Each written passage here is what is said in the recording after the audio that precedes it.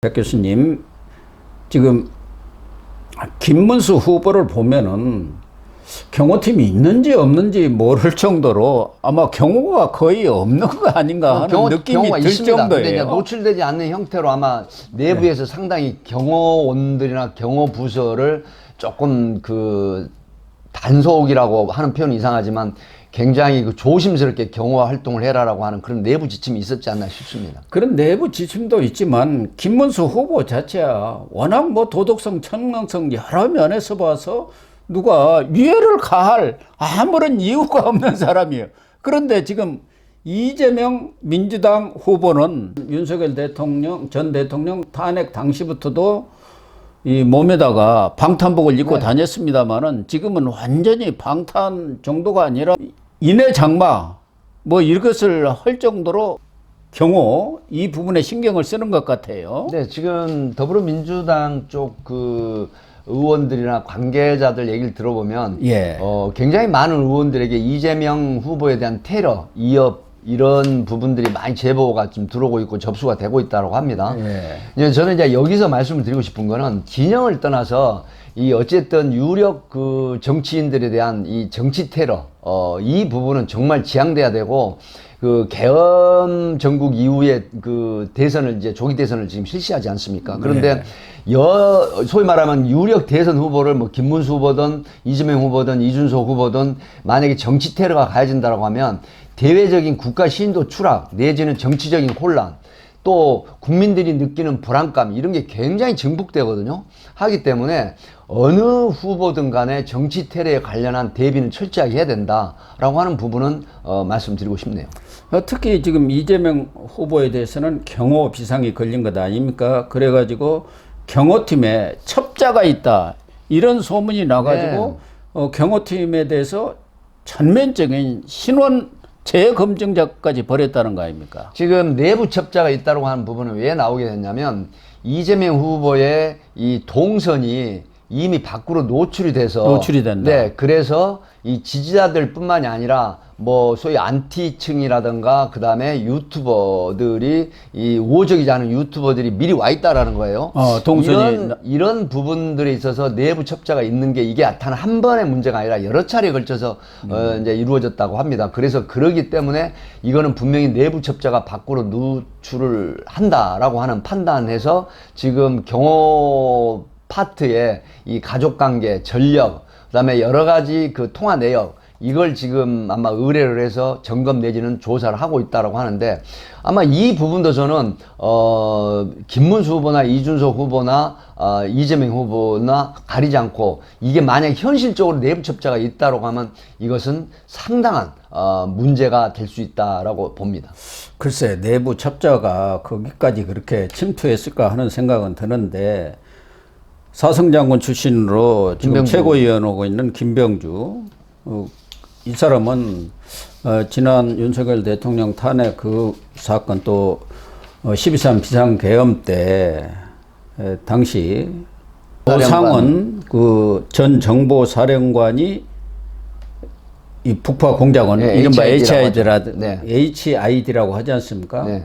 그 사람들한테 내렸던 무슨 스탠딩 오더가 아직도 살아있기 때문에 그것에 의해서 얼마든지 실행이 가능하다. 그러니까 테러라든가 뭐 후보에 대한 유해가 가능하다는데 그 스탠딩 오더라는 게 뭡니까? 스탠딩 오더라고 하는 부분은 예를 들어서 어떤 요인을 암살하라고 했는데 그 지시를 명령을 철회하지 않는 상태에서 결국 끝까지 그 지시를 명령을 수행한다는 의미거든요. 그래서 스탠딩 오더라고 하는 부분은 보통 정보기관에서 이 암살 같은 이런 부분들, 뭐 러시아의 이제 옛날 소련의 KGB라든가 그다음에 그 이스라엘의 모사드 같은 이런 경우가 있거든요.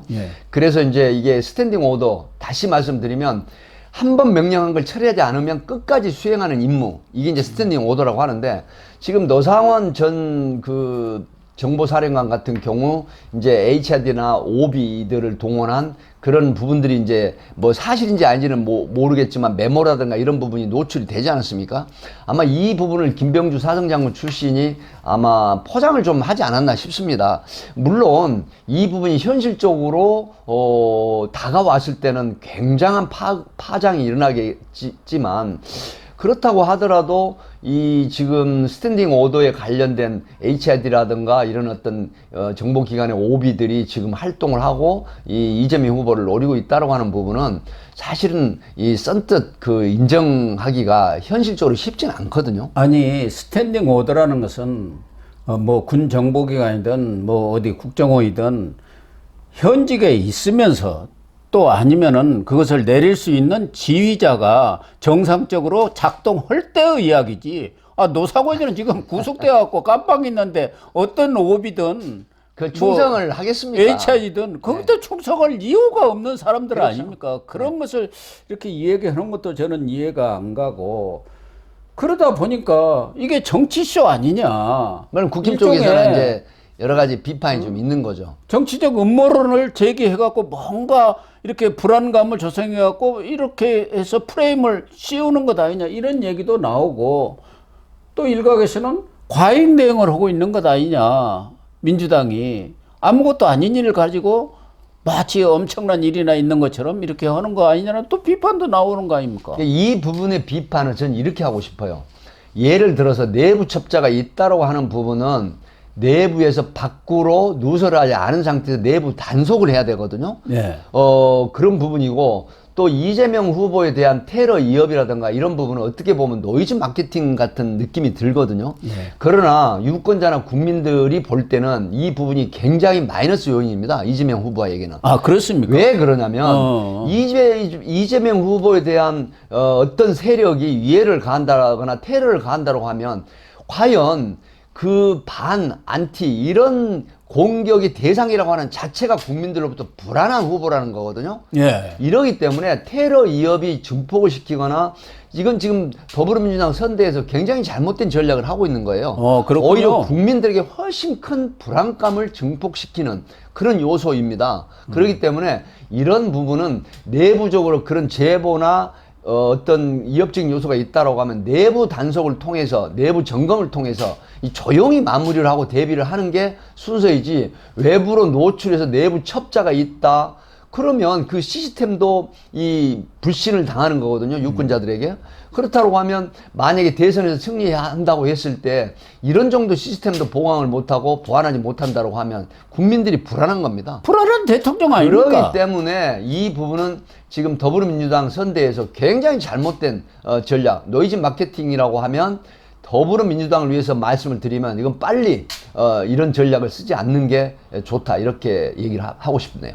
그래가지고 뭐 윤세장도 그냥 즉각적으로 이렇게 장소를 변경한다든가, 지금 이번에 광화문 광장에서 청계광장으로 이동한 것도 예. 그런 맥락이라고 하는데, 뭐 테러 대응 TF팀도 만들고 후보 안전실도 만들고, 또 한다는 뭐 지금 이재명 대표는 돌아다니면서 성인들하고는 악수도 안 한다는 거 아닙니까? 혹시 테러 위험했다 고 어린애들만 하고, 거기다가 이제 온라인 유세로 대체를 할까 한다.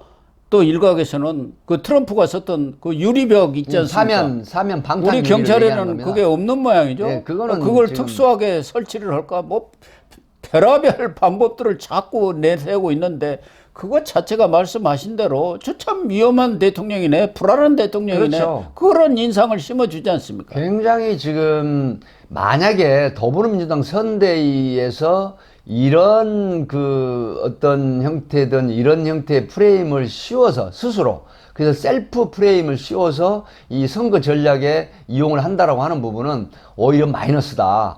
왜 그러냐면 앞에 말씀드린 것처럼 불안한 대통령, 누군가로부터 타겟이 되는 대통령, 그러면 국민들이 정치적으로 굉장히 피로하며졌거든요.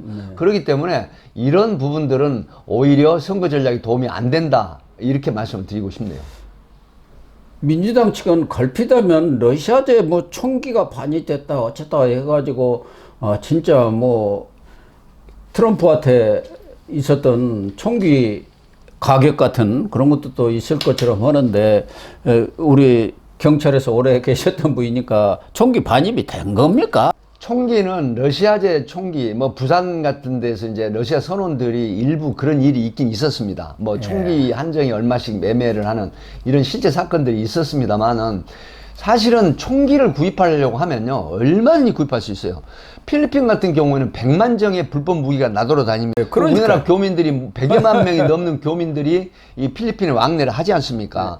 그리고 뭐 예를 들어서 러시아 굉장히 가깝습니다. 러시아에서 들어오는 총기. 그런데 이런 부분들은 사실 경호가 2중, 3중으로 되고 또 30여 명의 그 유단자들이 경호를 하고 있는 마당이고, 제가 여기서 드리고 싶은 말씀은 사실 일본의 그 대동아 전쟁이라고 하죠. 가미가제 특공대가 요즘은 없습니다. 누구를 위해서 충성을 합니까? 예를 들어서 본인이 그렇게 돼서 체포가 돼가지고 구금이 된다라고 하면 정말 무기징역 내지는 십수년간의 어떤 처벌을 받는 부분인데, 부산에서 그 카터칼 테러, 네. 이것도 지금 엄청난 형을 받았지 않습니까? 그래도요. 네. 그 형이 뭐 어마어마하더라고요. 정말 상처는 뭐 여러 가지 논란이 있었습니다만은 조금 더 깊이 들어갔으면 생명까지 문제가 됐을 수 있다라고 하지만 그 위험성을 가지고 그런 중환처벌을 했거든요. 그런데 누가 권총을 사제로 구입을 해서 또 그 경호처를 뚫고 총격을 가하겠다, 이건 결코 쉽지 않거든요. 이런 걸 자꾸 유포를 하고 뭐 러시아제 권총이냐 하는 부분은 선거를 혼탁하게 하는 아주 잘못된 그런 전략이다, 이렇게 봅니다. 그러니까 이 경호팀도 자체 경호팀이 있을 거고, 자체 또 경찰에서 30여 명의 경호팀이 있거든요. 있지 않습니까? 그렇습니다. 지금 문제가 되는 것은 경찰 경호팀은 아닐 테고, 네, 자체 경호팀에서 지금 내부 첩자가 있다. 내부 첩자가 있다, 이런 얘기 아닙니까? 그렇습니다. 경찰은 뭐 그런 일이 없을 거 아니겠습니까? 그동안 뭐 역대 선거에 다 경찰이 가서 경호를 했고, 중요 후보들. 네, 그리고 이제 그런 문제가 한 번도 제기된 적이 없잖아요. 네, 경호 파트에 유력 정치인의 대선 기간 경호 파트로 이제 나가는 건 철저한 또 검증을 합니다. 경찰 그렇죠. 내부에서. 그러겠죠. 네, 뭐 신원 경찰 들어올 때부터 신원 조회라든가 여러 가지 조회를 하고 있습니다만은, 특히 유력 정치인들의 대선 기간 동안의 경호 파트는 철저한 검증 확인 절차를 거쳐서 경호팀으로 내보냅니다. 그래서 지금 민주당에서 이렇게 엄살을 부리는 건지는 모르겠지만, 경호 비상령을 내린 것 자체가 말씀하신 대로 이거 자책골을 먹는 것 자책골입니다. 그리고 국민들로부터 불안에 떨게 하고. 예. 자, 예를 들어서 이재명 후보가 지금 타겟 대상이라는 걸 계속 지금 더불어민주당 선대에서 지금 이게 계속 증폭을 시키잖아요. 네. 그러면 이재명 대표 후보 유세에 아주 극렬한 지지자 아니면 가기가 불안할 겁니다. 갔다가 총격전이 벌어지면은 지금 더불어민주당 선대에서 잘못된 전략을 지금 언론에 배포하고 있는 거예요.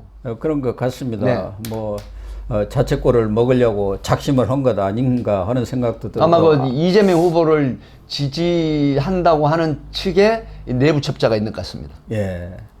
또 정치 쇼를 벌이기 위해서 이런 경호 문제를 들고 나온 것 같은데, 어쨌든 선거를 이런 것들도 혼탁하게 하는 측면에서 그렇습니다. 자제를 하는 것이 네. 좋지 않나, 그런 생각이 듭니다. 국민들을 불안하게 하는 이런 예. 부분은 실제로 그런 제보나 어떤 움직임이 있다라고 하면 조용히 그 대응을 하거나 조용히 해결하는 게 오히려 훨 도움이 된다.